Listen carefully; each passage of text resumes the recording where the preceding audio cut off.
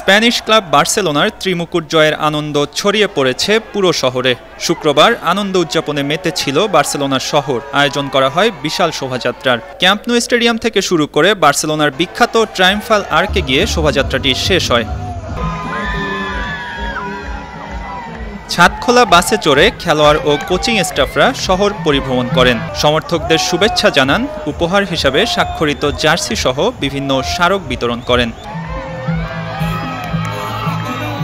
ভক্তরা উচ্ছ্বসিত কণ্ঠে প্রতিক্রিয়া জানান। বার্সেলোনার এবারের মৌসুমকে 10-এর মধ্যে 9 বা 9.5 দিয়েছেন কেউ কেউ। ব্রাজিলের রাফিনিয়া ও স্পেনের তরুণ তারকা লামিনে ইয়ামাল এই মৌসুমে বার্সেলোনার হয়ে আলো ছড়িয়েছেন। এই দুই ফুটবলারকে নিয়ে নিজেদের উচ্ছ্বাস প্রকাশ করেছেন সমর্থকরা।